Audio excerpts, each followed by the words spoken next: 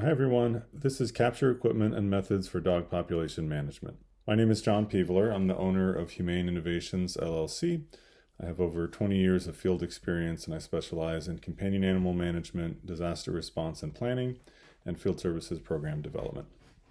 Let's start off with an introduction to ethics and values of handling and capture, because I think it's important that whatever tools and techniques you have access to and are using, that we're all working from the same sort of ethical framework. So I like to highlight what I call the three pillars. These are three things that we want to keep in mind at all times in order to be professionals in this space of DPM and TNVR. So the first is safe, and safe is at the top of the triangle because it is paramount. So this first and foremost is our staff safety, that they have the training that they need, that they have the equipment that they need to do their jobs safely. That may be safety vests, handling gloves, some other capture equipment and tools. We want to make sure that we're keeping this public as safe as possible, that people who either are or aren't involved in any of our interventions are safe, and people from any other agencies that might be involved as well. And last but not least in the safe category is the animal, because we are in fact responsible for their safety and well-being throughout our interventions. So next is effective, that we are using our resources efficiently. That's staff time, that's number of staff, equipment, any resource that we have that we're using it efficiently.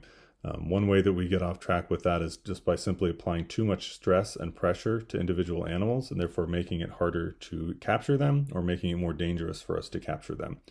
So by using low stress techniques and interventions, we're much more likely to get the desired outcome much more quickly, and that will be a much better use of our resources. And last but not least is humane. Humane, I think, can be fairly nuanced and difficult to define. It's a big sort of cultural component, so there are a lot of sort of different definitions. I think it's important to note there's a legal definition, so whether that's at the national government level, at the sort of county or regional level, or at the local and municipal level, there may be different layers of law at all of those that may indicate what is appropriate care for animals and isn't. So there's that legal definition.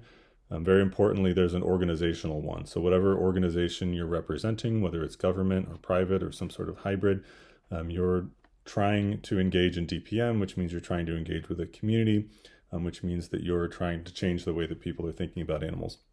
So there's that organizational definition, and then there's an individual definition as well. How do each of us define what is humane?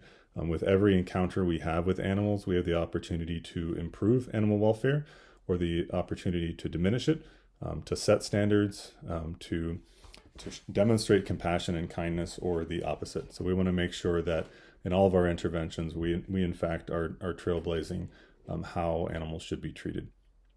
And so all of these three things apply to pretty much everything that we do at any level. You can think about is whatever thing we're doing, is this thing safe? Is it effective? Is it humane? So we can think about this in the clinic environment, where we're processing animals for surgery and we're recovering them from surgery or providing care. Is this a safe place for animals to be? Are we effectively using our resources? And are the conditions here humane? The same is true in the field. So we can stop and think about these three things at any time, whether we're building programs or in the moment when we're approaching an animal and we're thinking, am I safe right now? Is this a smart thing that I'm doing? Is this a good use of time and resources? Can I actually catch this dog, or am I just wasting time? Am I being too forceful, too dominant in this situation?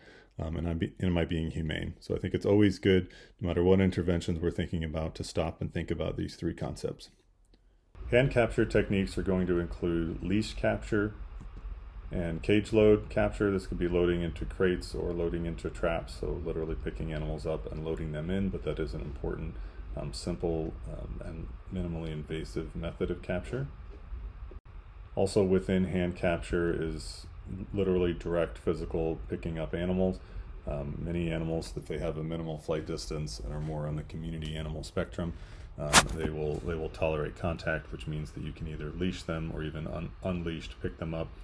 You just want to make sure that they're comfortable, so when the standard lift and carry, you can see that we're engaging the parts of the animal where they're going to be most comfortable.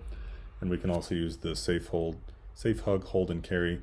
This is going to be a minimal application for carrying. You can't carry an animal very far this way, but you can pick them up, and it does give you a lot of safety, because from this position the animal cannot reach you and cannot hurt you. The Y-pole is not so much a capture tool in that you can't simply grab an animal with it. It's a distance maintaining tool, so it's great for moving an animal from one place to another in a safe manner. It's good for defensive handling if you have dangerous animals who may be aggressive toward you or toward other people or toward other dogs. It's a good intervention tool because it has a lot of distance between you and them, and it's something that they can attack with relative safety. It's a good assessment tool to see if an animal will bite, which will tell you a lot of information before you approach any closer. So as part of a sort of hand capture technique, this can be a good tool to offer to an animal initially. It's great for chemical mobilization, so it has a few different applications. We can use it for rescue and for fight response, and then also with either a leash pole or a control pole. Not that either of those tools should be used for capture programs, but there are applications for them with some more dangerous animals. So I just want everybody to have that introduction to the Y-pole, and hopefully you'll have an opportunity to learn more about it at another time. The snappy snare is a limited use tool for capture. It's great for an animal that has about a 3 foot or 1 meter flight distance. You just can't get any closer than that, but you are trying to catch them relatively quickly. It's good for use underneath of cars and on the other sides of bushes and walls. We've seen it be effective out the doors or the windows of cars or off the back of mopeds. It's sort of been used in a lot of different ways. It's a bit aversive. It snaps onto the animal's head. But it can be a useful tool to have in your toolbox. So there are two types I allude there. So one is, as pictured, is exceptionally strong, but for bigger dogs. The other is more nylon or a woven stainless steel. So it's not exactly rigid. It's pliable, but it's just sort of the two different kinds. So the more pliable nylon one can be used for smaller animals. Nets are an incredibly common use tool for TNVR or DPM programs. They provide physical restraint. Obviously, you get an animal in a net and they are restrained. They provide psychological restraint, so that circumferential pressure around the animal's body can have a psychological effect, and many animals will calm down quite quickly as a result. It can be used for quick transport. Animals don't have to be removed from nets for transport, but they obviously do have to be taken out for surgery, so you're going to need some other housing. They may require larger teams to be effective with free-roaming dogs, so that's more true with your more, let's say, less social animals who are just harder to approach. If you're trying to use nets for that type of dog, you're going to need more people with more nets, and you're going to have to use the environment that you have in order to sort of build chutes and try to get animals to go towards nets. Whereas with community dogs who are quite social and friendly, they can be used with great effect with minimal people. Nets come in many different shapes and sizes. So top left is a big dog net, top right is a medium-sized animal net, bottom left is a cat net, and bottom right is a hoop net with no handle for a big dog. So they come in a lot of different shapes and sizes.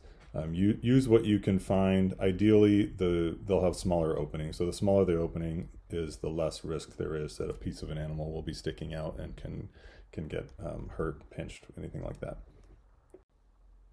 Humane live traps can be incredibly effective tools. They rely upon passive capture, which in effect means that the animal catches itself. You need to understand what motivates the animal, understand their senses, sight, sound, and scent in particular.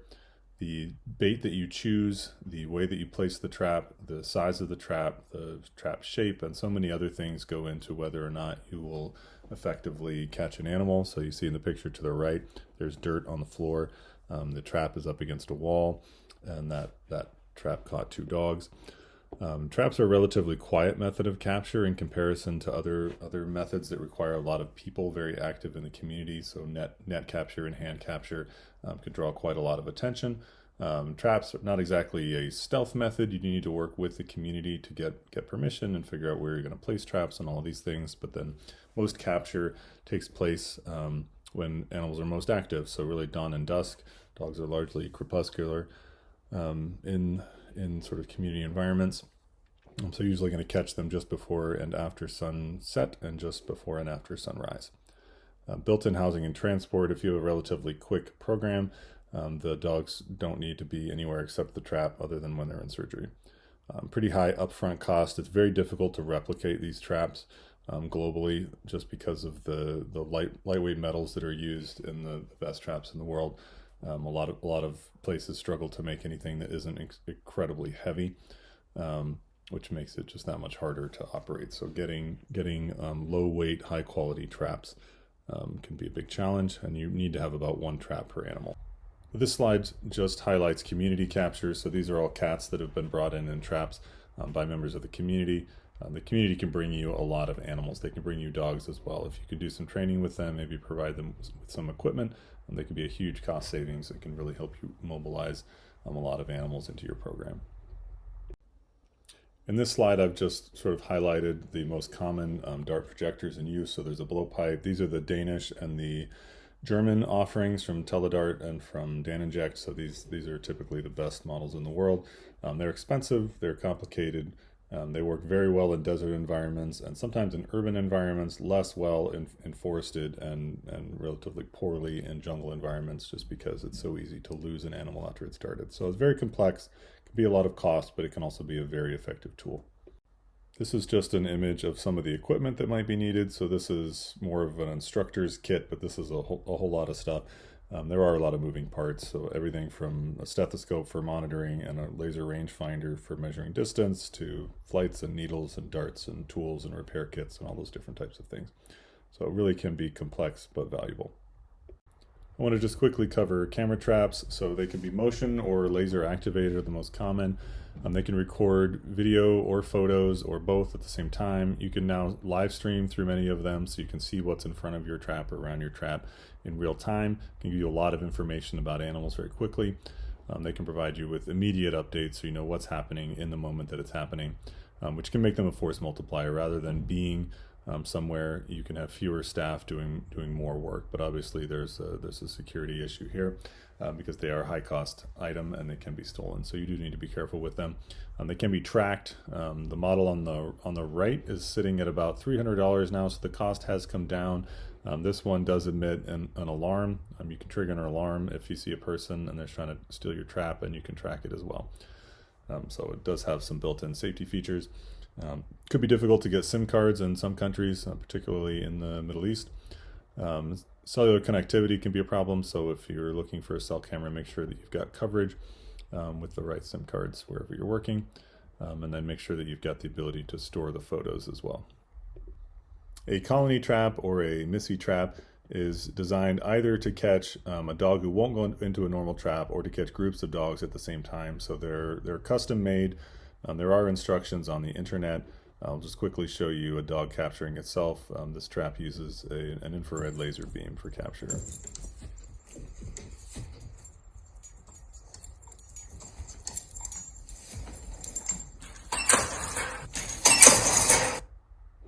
So it could be a pretty valuable tool, but it's difficult to mobilize, and you have to have a good plan for processing animals. If you've got 5 or 6 unsocialized dogs inside of there, you're going to need to have a good plan.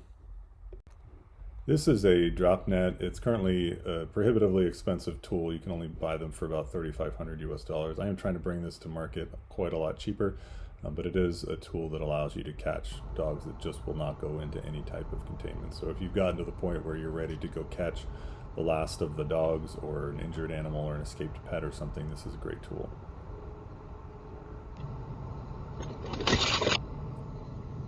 And lastly, just a couple of ways to reinforce that it's important that we're professional and humane in our programs.